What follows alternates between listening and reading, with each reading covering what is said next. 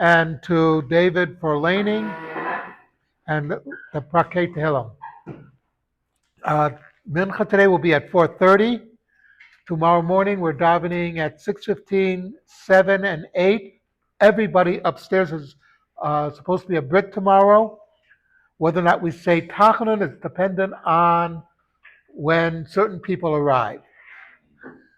Okay, that we have no control over. Anyway, now for a brief of our Torah. Yesterday we talked about how Levi did not become enslaved.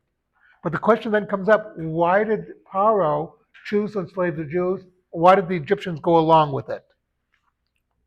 And it says there was a new Pharaoh who did not know Yosef. So there's a whole debate among the commentators. Was it a brand new Pharaoh who simply did not know the history?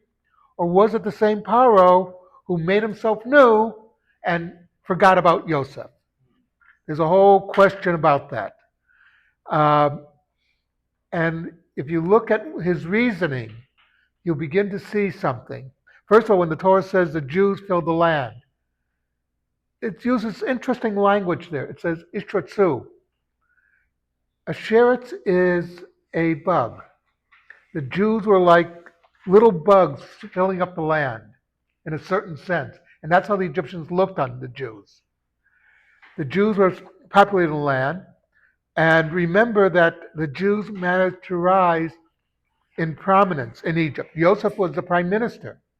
Everywhere that people would go, they'd see Jews in prominent places.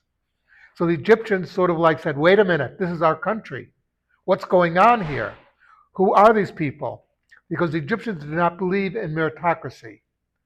They said only an Egyptian can do this in a certain anti-meritocratic way of looking at things. And Pharaoh's reasoning was the Jews are numerous, and if we go to war, they will side with our enemies. So we can't let them go. You say, if the Jews are a danger to your country, shouldn't you just kick them out? That would make sense. It's like the old Soviet Union. If Glenn was here, he could tell you. You could say that the old Soviet Union, their attitude towards the Jews were they were a danger to the country and we can't let them go. You know, it sounds weird, but that's the way these people think. That's why the Egyptians enslaved the Jews. We don't know what else to do with them. We'll enslave them. And the eventual goal of the Egyptians was to murder the Jews. We see this through their actions. Pharaoh says there's a whole thing with killing the firstborn.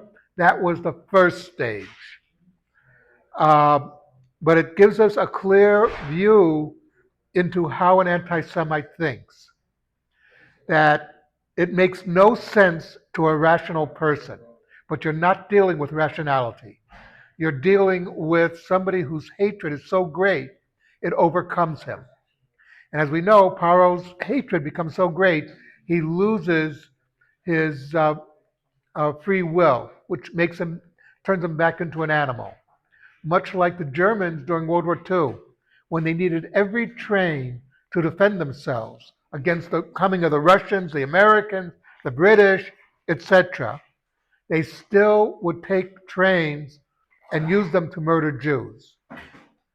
The rationality is not there, but in their minds it was rational. So something to think about. Kaddish, do we have somebody who's saying Kaddish? Okay.